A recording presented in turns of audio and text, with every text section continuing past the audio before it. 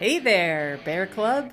At the Mama Bear Initiative, we explore how to protect ourselves so we can protect our cubs, the people who depend on us. Join us and get the confidence you need to stay safe, make good choices, and protect yourself and those you care about. Let's go! Hello, and welcome back to another episode of the Mama Bear Initiative podcast. I'm Stephanie Dunham. I'm Evelyn Mason. I'm Richelle Knapp. I'd like to thank you for joining us on this podcast episode. We are going to do our second interview of the Mama Bears on self-worth. So today's guest is our very own Bun Bun, Richelle Knapp. Yay! And we revealed her secret name. Oh, it's not secret anymore. Nope. That's what we call her. We call her Bun Bun because she's so cute. Yes, and she's our little bunny. sister. Am I blushing? Am I blushing? Oh, yes. Yes, your face is nice and red. You're welcome. Evelyn and I also have secret names, but They will remain concealed at this time. Well, that's no fair. that's no fair. All in good time. Anyway, so we're focused on the journey towards self-worth, and we're going to talk to Richelle like we don't know her and ask her questions about where she's been, where she's at, and where she hopes to be in the future when it comes to self-worth. So in case you're joining us, you haven't listened to the previous episode with Evelyn, we're defining self-worth differently than we're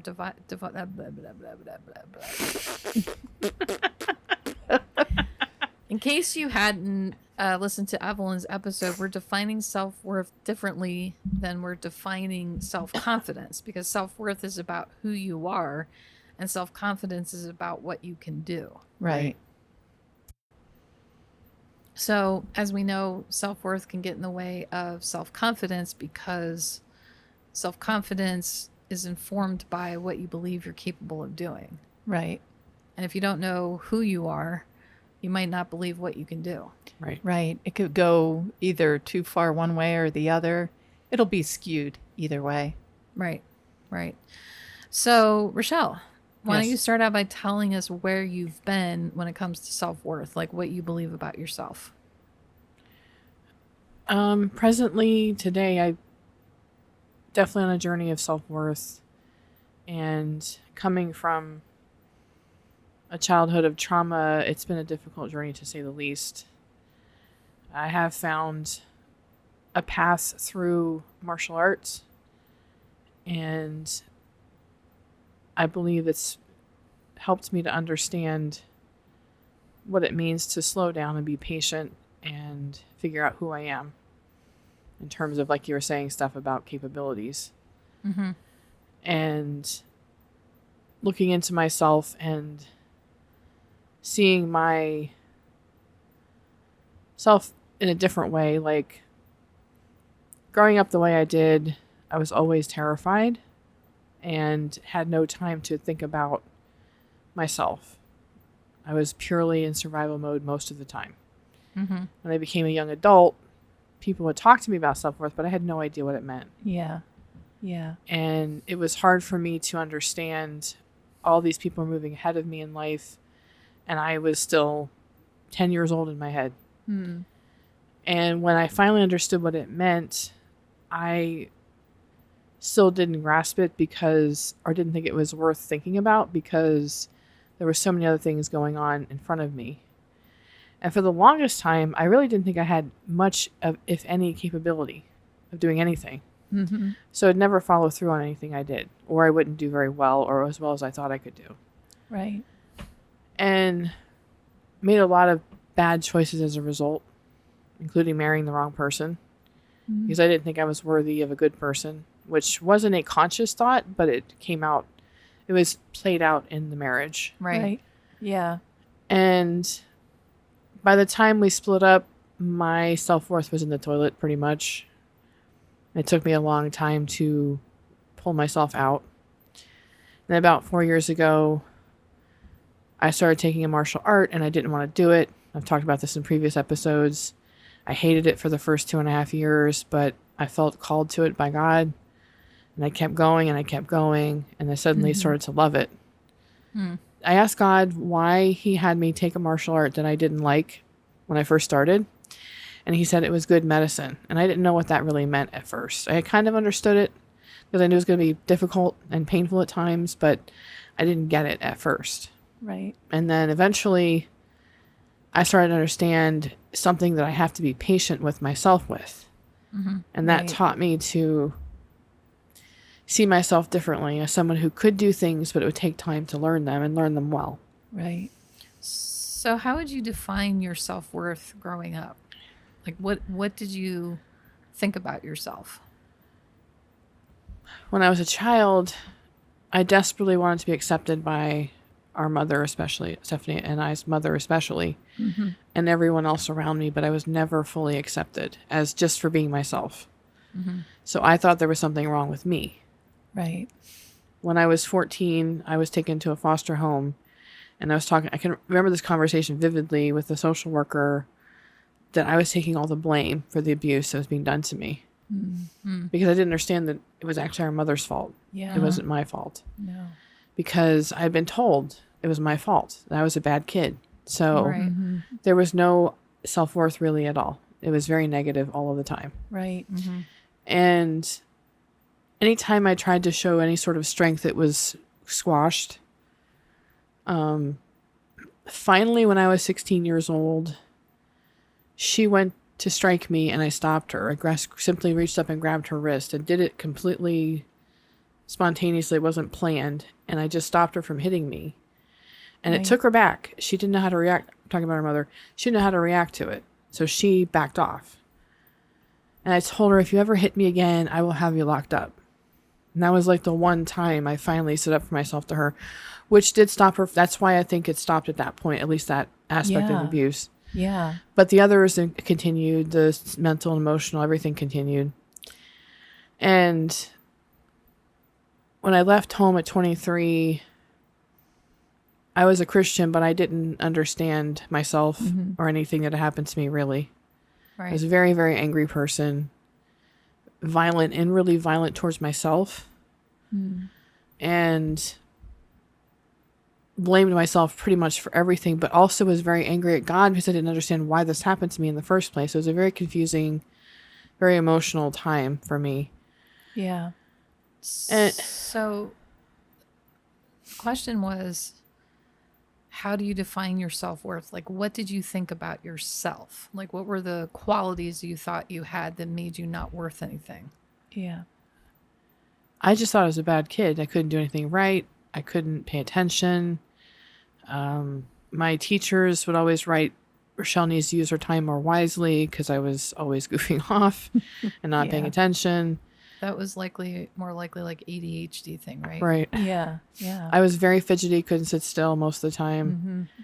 I didn't have the blurting out thing very often, but it did happen occasionally. Yeah. And that was always out of turn. So I was always kind of reprimanded for that when I would just blurt things out in the middle of class. Yeah. And it was never like the kids would laugh, but it would never be like funny. They would make fun of me for it. Sure. Yeah. So really it sounds like just negative. Did you have it all in your mind that, I mean, prior to when you were 16 and stopped your mom, did it ever enter your mind like, I should be treated better than this, or I'm worth, being respected, say by your peers and that sort of thing? No, because the message I got was that I was never good enough for anything. Right. And it sounds like it came from basically all quarters. Now, was there anyone, can you remember a teacher or anybody who actually said, Richelle, we really like you, you're valuable? There was a teacher. There was a teacher in 4th grade. She was a substitute. I think her name was Miss Grabe. No, I can't remember what her name was. That Miss Grabe instead was my actual 4th grade teacher, who was out most of the year because she had surgery or something. Anyway, I digress. The substitute that we had was younger. She was probably first year teacher if she was a substitute or still in college. I'm not sure. Either way, she was very kind to me.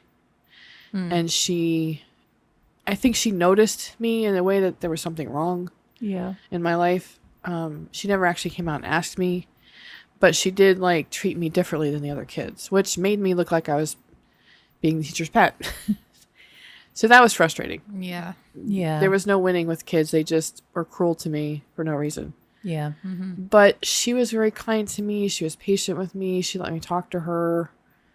I would want to stay over with her after school, which I couldn't do because I had to catch the bus, but I wanted to stay there in the class. Yeah, because there was that kindness that you weren't basically experiencing anywhere else. And then there was another teacher in 5th grade who was my math teacher, I think his name was Mr. Rogers. He was an older black man. And he was very funny, and he would make us all laugh. And he treated us all really well. He was the first person that I saw collectively treat kids with respect. Wow. Because most of the teachers would to a point, but it wasn't like he had expectations of us. And other teachers kind of coddled us a little bit. Yeah. But he would do it in like a funny way, not in a punishing way. Right. And becoming a teenager and going through puberty was especially difficult for me. I had really bad growing pains in my legs. And so physically I was just hurting all the time. And then I didn't fit in. So kids would make fun of me all the time. Would you say it got worse at that point? Yeah, because your body is going through so many changes you don't really understand. I mean, I understood what puberty was because I was learning about it in health class. Right. But physically, I didn't get it. Like, I didn't understand why my body hurt so much. Right. And I couldn't this is a little graphic, but I couldn't distinguish between body pains and pains from being hit. So, because it was all pretty constant at that time. Right. And I feel like I was just constantly in this state of emotional fluctuation. Because if I tried to be happy, it was squashed in some way. If I tried to look at myself differently, I was told something negative about myself. Right. So I'm wondering what motivated you to stand up to our mother. Like, because obviously you felt something about that moment where maybe it was injustice, maybe it was I'm tired of this pain, like something about yourself you wanted to protect. Yes. So what was it that motivated you to stand up to her? Well, I was physically bigger and stronger than she was. I'd been working in a garden all summer, so I'd gained a lot of muscle at that point, and I was taller than her. And I knew at that point I could overtake her if I had to. I knew I could do it. Like, I could stop her from hitting me because I was stronger than her. Right. And I had thought about that prior, but I was still scared to even try something. And I never thought that I actually would. But when she went to hit me that day, something did snap inside of me. Something just changed. And I was just, like you said, I was just sick of it. I was sick of being hurt when I could when I could stop her from doing it. It sounds like it had built up to a point where it had to go. Like, as they say, like something has to give. Yeah. You know, it's after all those years of being abused by her, of her always being bigger than you, that realization that you're looking at this person who is now, you see her as smaller. Yeah. Which you hadn't, seen her that way before because, well, she hadn't been that way before.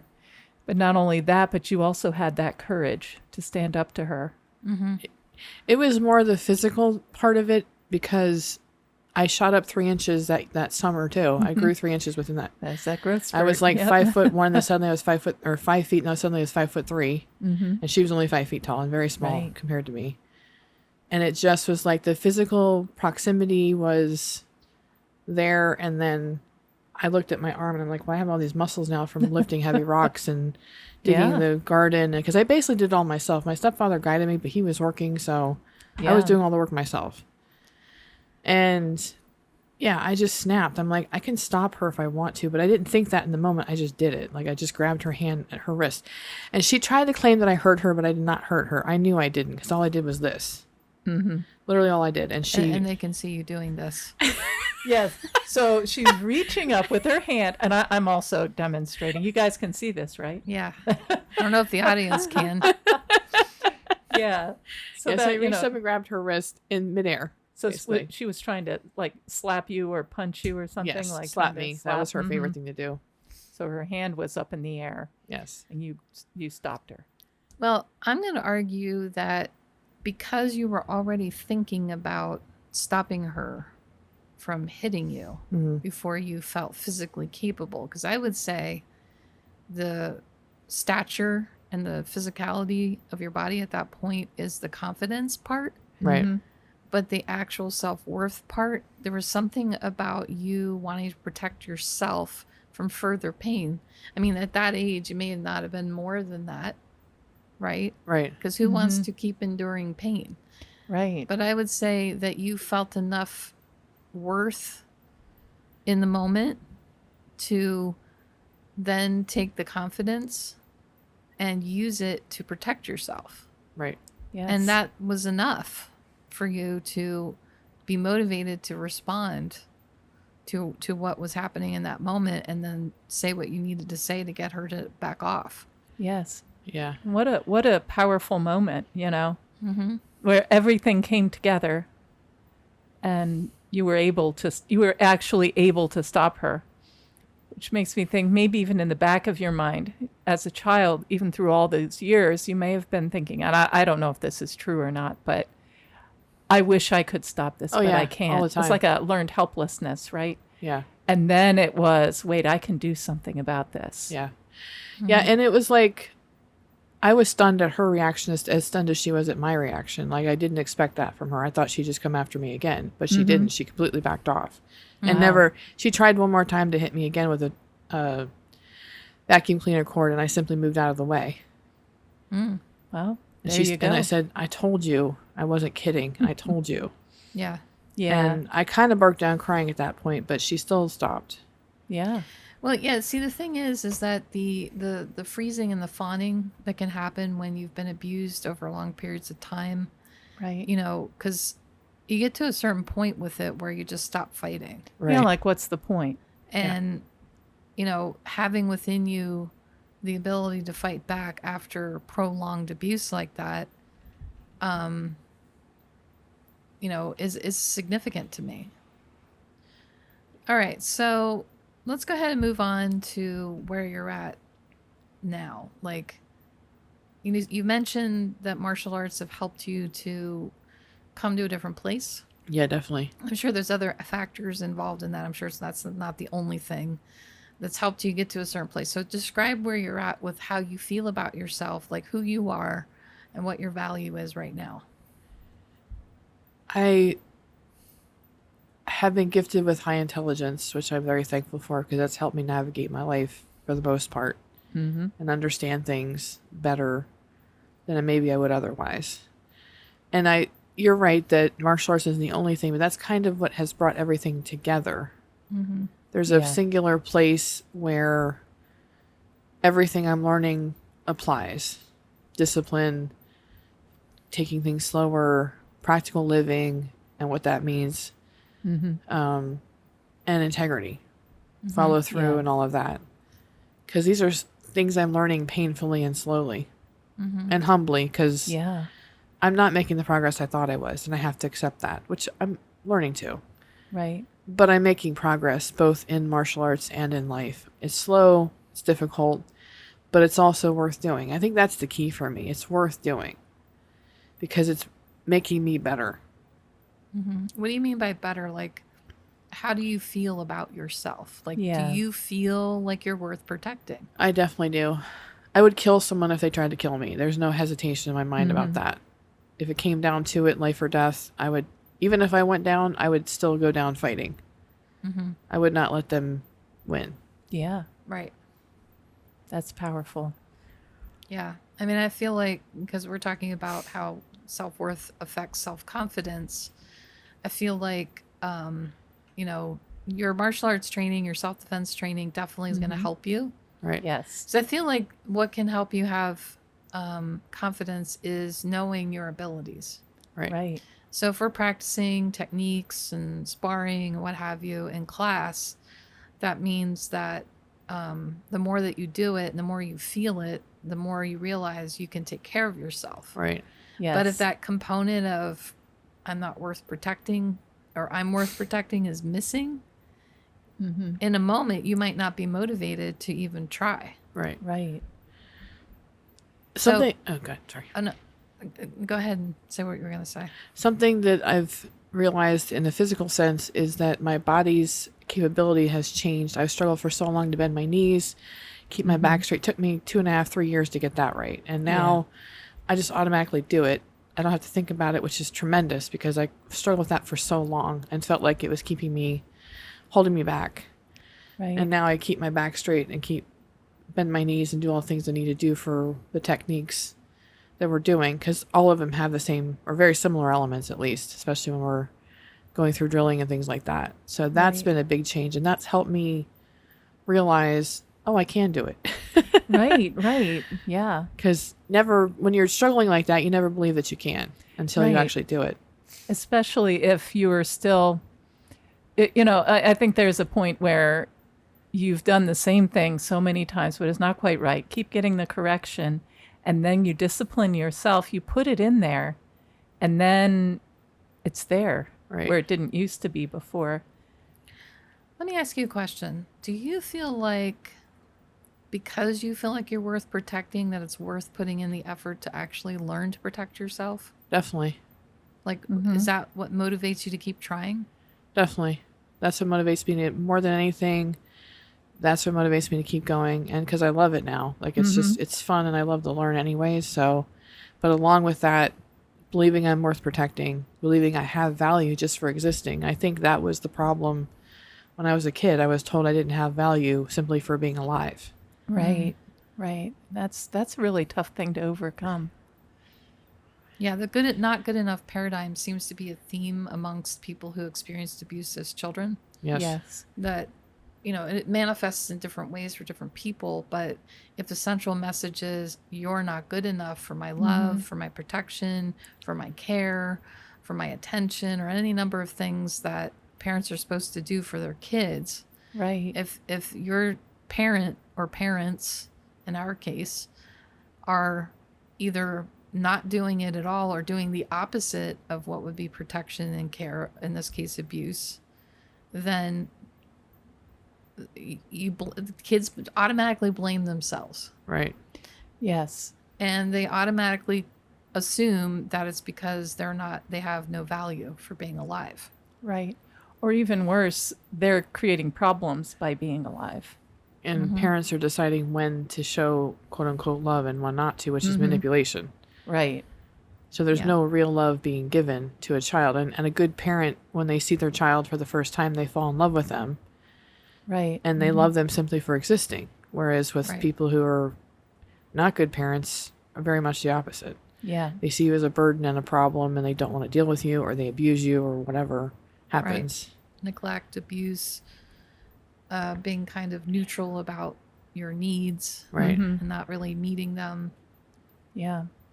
So how have you seen this change spill out, not just in your self-defense and in your martial art, but in your everyday life as far as how you see yourself? One of the biggest changes is with my anxiety. I try to regulate it because my anxiety comes from fear mostly that I'm not good enough. That's where it's based in. Or that I'm a problem in some way. That's the unconscious or conscious thing that plays in my head a lot. And simply standing up straight and looking people in the eye has been a huge change, because I used to look down and be bent over all the time. Yeah. And now I just don't care what people think of me. I think that helps a lot. And then looking them in the eye and just being myself. And being, I wouldn't say I'm not anxious, but the anxiety is down for the most part. Not always, but for the most part, it's down lower than it used to be. There definitely is still anxiety about certain things, mainly about my own progress, but that's a separate issue. When I'm in front of other people, I don't have the same type of anxiety I used to have. I don't have fear of them not accepting me because I just don't care. If it's people I care about, they're looking for certain things from me and I want to give those things. So that's where the struggle is. Mm-hmm. But I don't go to shame anymore. That's a big difference. Like, I hear what they're saying if they're correcting me, but I don't take it to shame. I take it in. I try to learn from it, try to work through the emotions, and try to apply what they're saying. Try to be more problem-solving oriented as opposed to just going into a shame spiral and making it worse. Right. So using the intelligence God gave me to think things through and to not put it in a place of shame and beating myself up, I think has been the most significant change. Yeah. And that comes out in just when I make a mistake, if self-based and selfishness or whatever it is, as they say, taking your lumps and just accepting it and trying to get through it and trying to do better. Right. So we're getting close to our 30-minute mark, but where do you want to go? Like, what are your goals when it comes to self-worth? Where do you want to be in the next 6 months, year, 5 years? Yeah. I'd like to keep becoming more self-disciplined, which comes from self-worth. I think believing I'm important enough to not just protect, but to take care of and to also take care of other people and not be so self-focused. Yeah. That's important to me because I tend to be a little bit, with having ADHD, I tend to be a little bit more self-focused. And I don't have the experience of having a child or a good husband, so I've never really taken care of anybody but myself. Yeah.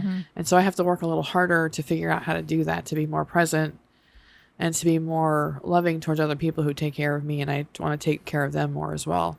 Right. That's what I struggle with the most right now, is not being present and not being aware of what needs to be done and what people need from me.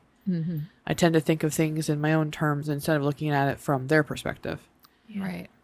It's interesting to me how people who struggle with self-worth can be so self-focused. Yeah. It's true.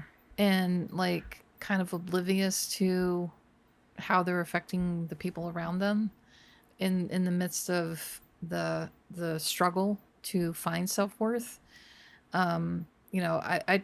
I learned early on in my marriage how selfish I actually was.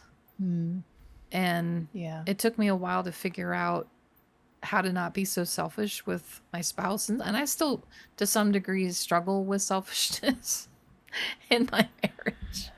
Yeah. I have to fight with myself about certain feelings about things, but a lot of it has to do with, like, the more that I feel worth something, the more I want to focus on other people. Yes. Right. Right. I'm not so interested in myself. Right. As much. Right.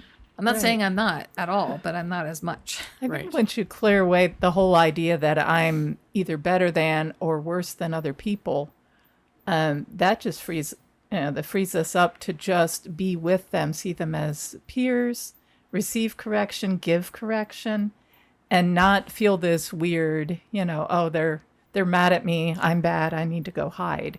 Right. Or I'm better than them and I don't need to listen to them.